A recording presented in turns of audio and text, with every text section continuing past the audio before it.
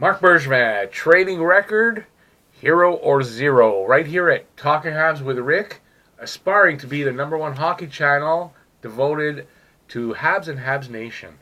So before we get into that, please, if you would like and subscribe and ring that bell, I'd really appreciate that. Trying to get to 50 likes so YouTube kind of puts my video out to more people.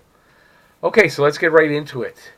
Marc Bergevin often gets slagged, and deservedly so, for his record at the draft table and the free agent market. But it's his record in the trade arena that I don't think he deserves to be slagged for.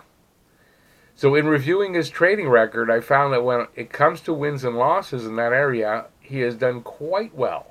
If you discount the numerous trades that were even or insignificant, you'll find Bergie has done quite well, especially this past season. So I'm going to go over his wins and losses in the trade market, and I'm interested to know what you think of my evaluation. So please leave any comment in the comment section below, and don't forget I read all my comments. And I love it when you guys give me comments. I love the interaction. It's really great. Okay, so let's get right into that. Since I'm grading Bergie in this video, check out my season-ending report card for the Habs team. I'll put both of them up there. I hope you'll enjoy those, and check this video out first before you head up there. That would be great. Okay, so let's get right into reviewing Bergie's trade record. So I'm going to read off his losses first, which they're not that many in my opinion. I'll give you the date and the trade.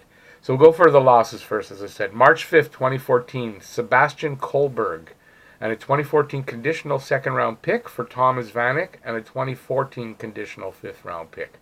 I was going to put that in a win, but I thought about that. I said it was good to pick up Vanek. He was good at the time, but he did nothing here. And he didn't stay. He was just a rental. So I'm going to say that's a loss.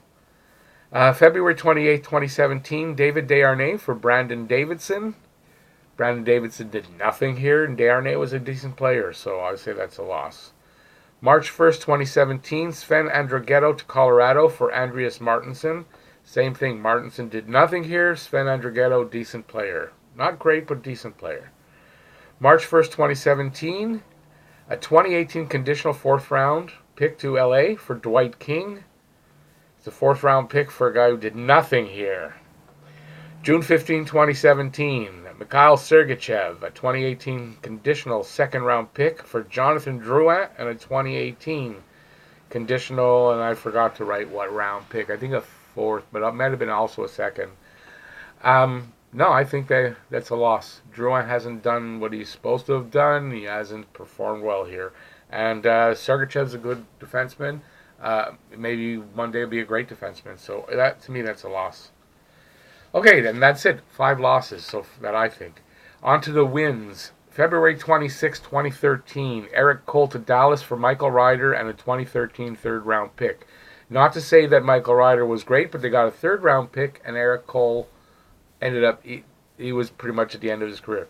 February 3rd, 2014, Rafael Diaz to Canucks for Dale Weiss. Weiss came in, and he performed well for a couple of years, and he was a fan favorite, so that's a win. March 4th, 2014, a 2015 fifth-rounder to the Panthers for defenseman Mike Weaver.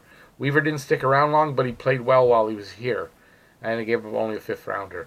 June 14, 2014, Louis LeBlanc to Anaheim for a 2015 conditional fifth-round pick. They got Louis LeBlanc out of here. He was doing nothing. He didn't do anything over in Anaheim either, and they got a pick for it.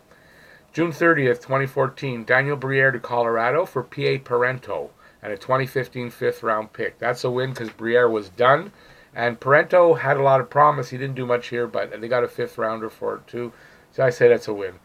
July 1st, 2014, Josh Georges to Buffalo for 2016 second-round pick. Now that's probably going to be controversial, but they got a second-round pick for Georges, who, while he was a great physical player, didn't have that much talent offensively, but he was a great player, and he was a heart-and-soul type of player.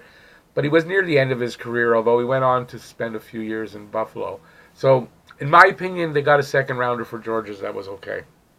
I think I'm going to take some flack on that one. November 11th, 2014, Travis Moen to Dallas for Sergei Gonchar. Gonchar didn't do that much here, but Moen wasn't doing anything either, and he had a pretty big contract. for the player he was. So getting rid of him and getting something back was okay. March 2nd, 2015, Jack Nevins and a 2016 7th round to Buffalo for Torrey Mitchell. Mitchell played 2 or 3 seasons here on the 4th line. He was decent. Nevins, who's that? And 7th round pick. So that was, who cares? That was a good, that was a win. March 2nd, 2015, a 2015 2nd round and a 2015 conditional 5th round to Edmonton for Jeff Petrie. That was a big win. They gave a conditional 2nd round and another 2nd round for Petrie, who's gone on to be a very good player for us.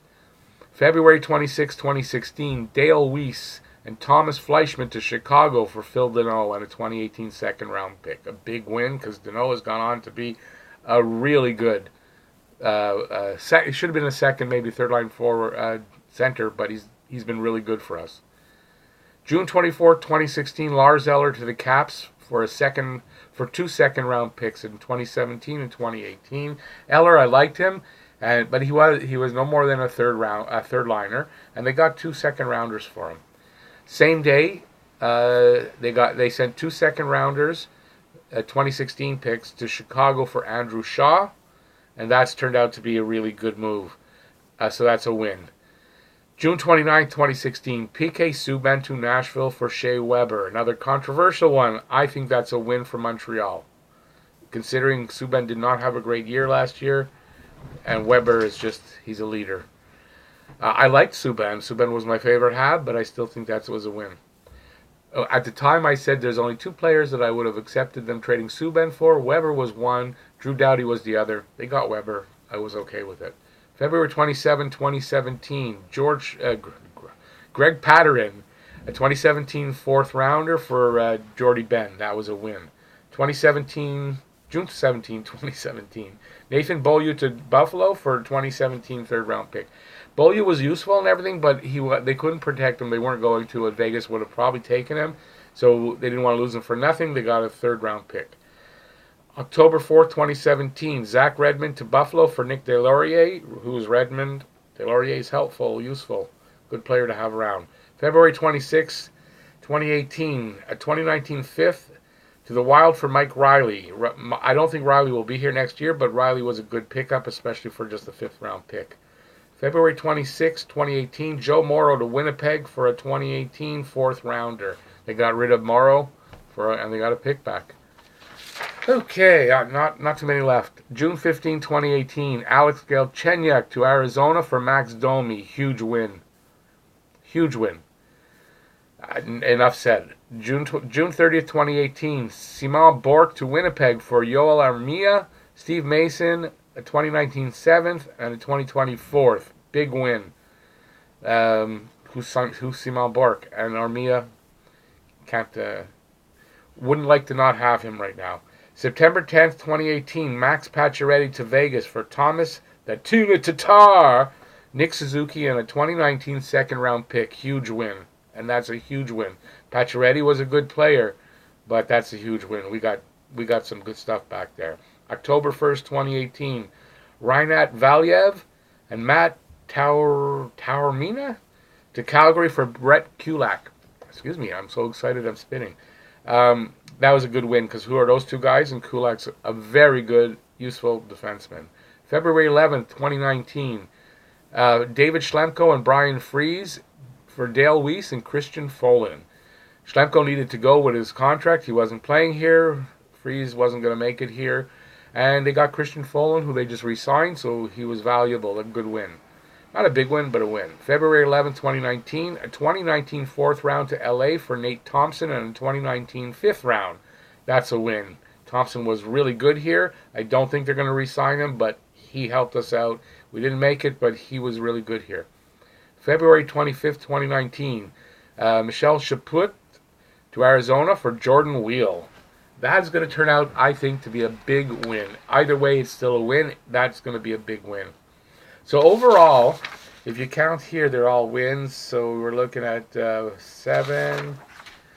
He's like, he's got to be like 25 or 30 to 5 in his one loss as far as trades. So I think that's a pretty good record. He has a talent. Let's see. When it comes to trades, Bergie's record is pretty good. Yes, there aren't a lot of blockbusters, but there are some real gems. And you can see he has a talent for rooting out good players from obscure places.